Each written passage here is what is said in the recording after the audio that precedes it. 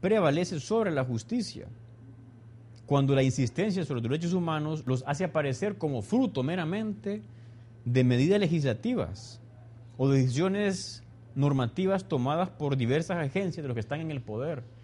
O sea, a veces puede que se hacen leyes, pero que no son justas. Entonces ahí se da una prevalencia de lo legal sobre lo justo. Una vez dijo alguien, hablando de los abortos, bueno, como están aprobados son buenos. No, ese es un ejemplo de algo legal que es injusto. No se puede nunca matar a un ser inocente e indefenso. Sino al final, si se sigue ese camino, hablando de que los derechos son fruto de lo que dice la mayoría, se caerían proposiciones frágiles, separadas de su dimensión ética y racional, que es el fundamento y su fin. Y recordamos cómo se va llegando así, dice el Papa, a una mísera perspectiva utilitarista. O sea que a veces hay países o gobernantes o legisladores como que no piensan y no ven más allá. Entonces caen en esto, en una mísera perspectiva utilitarista. No todo lo que es útil es bueno. No todo lo que es práctico es correcto, porque puede dañar a la persona, puede dañar a toda una comunidad. Los derechos deben ser respetados, dice el Papa, citando a San Agustín de Hipona, como expresión de justicia, y no simplemente porque pueden hacerse respetar mediante la voluntad de los legisladores.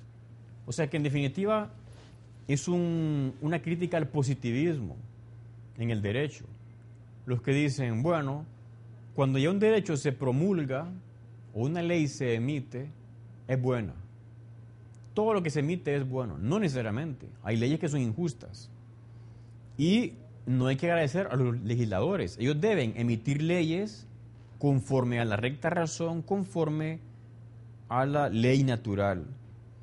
Y aquí dice el Papa que con el transcurrir de la historia surgen situaciones nuevas y se intenta conectarlas a nuevos derechos. Acá el discernimiento, es decir, la capacidad de distinguir el bien y el mal, es una virtud indispensable. Muestra cómo el Estado, cómo el confiar de manera exclusiva a cada Estado puede tener a veces consecuencias que excluyen la posibilidad de un orden social respetuoso de la dignidad y los derechos de la persona. O sea que los Estados a veces se pueden equivocar cuando inventan nuevos derechos o no van de acuerdo con la ley natural y la recta razón.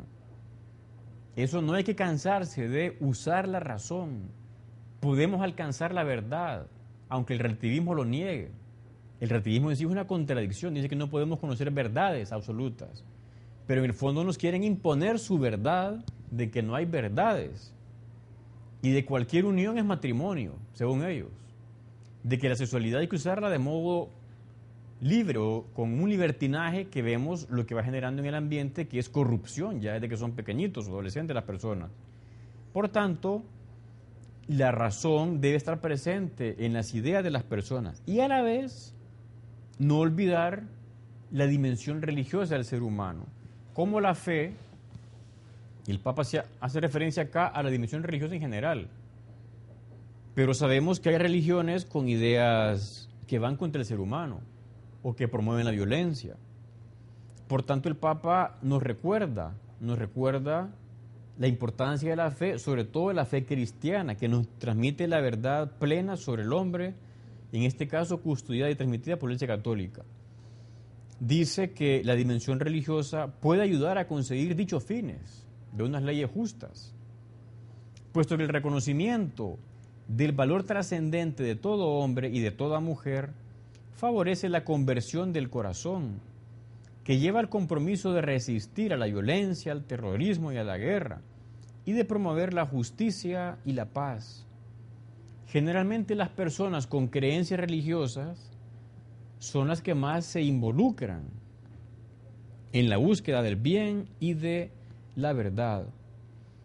Y luego el Papa señala un punto muy interesante, y es que si se mantiene separada la esfera religiosa de la acción política, se producirán grandes beneficios para las personas y las comunidades, porque en algunos países la religión está unida al Estado, y entonces todos a la fuerza tienen que vivir esa religión, cuando no debería ser así.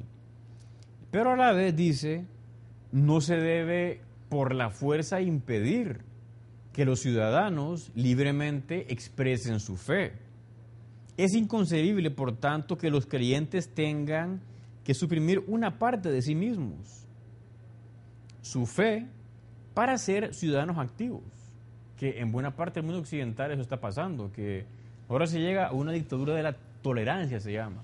Se tolera todo menos las ideas cristianas, que más que ideas son verdades, de qué es la familia, qué es el matrimonio, cómo debe ser la sociedad, cómo se debe usar la sexualidad. Es inconcebible que un católico, un cristiano, no pueda hablar o decir de esto en público. Los derechos asociados con la religión necesitan protección, sobre todo si se los considera en conflicto con la ideología secular predominante o con posiciones de una mayoría religiosa de naturaleza exclusiva. O sea, que si hay unos cuantos gobernantes ateos, ellos no pueden impedir que la mayoría de la población, si es creyente, viva su fe o la exprese. O si hay una mayoría de X religión, no puede prohibir que otros pues tengan otra religión, porque entonces se iría contra algo muy propio e interno en la persona. Y luego recuerda cómo la religión ha contribuido al desarrollo, a la mejora de muchos países. Por ejemplo, dicen universidades, instituciones científicas, en escuelas, centros de atención médica, organizaciones para los más pobres y marginados, en todo el tema de la caridad. Y el Papa pues señala, y eso está en la historia, está documentado, cómo la Iglesia Católica ha favorecido y ha aportado gran ayuda en este ámbito. La mayor revolución que se generó fue la revolución cristiana, con Cristo y con el nacimiento de la Iglesia Católica. De manera que el mundo occidental se desarrolló. Desgraciadamente, a partir del siglo XVI, XVII, con todo el racionalismo, se perdió la referencia al Creador y a esa fe y a esa ética que vemos el descalabro que sucede en el mundo occidental en estos años.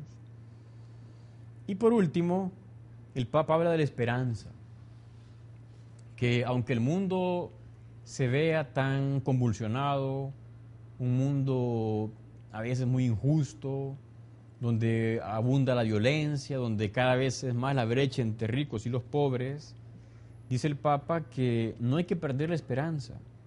Y para nosotros los cristianos, la esperanza que proviene de la obra redentora de Jesucristo.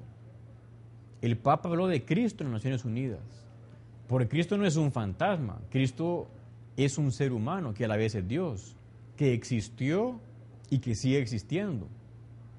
Y cómo Cristo inspira a millones de personas en todo el mundo para hacer un mundo más justo. Las inspira y les da su vida en los sacramentos.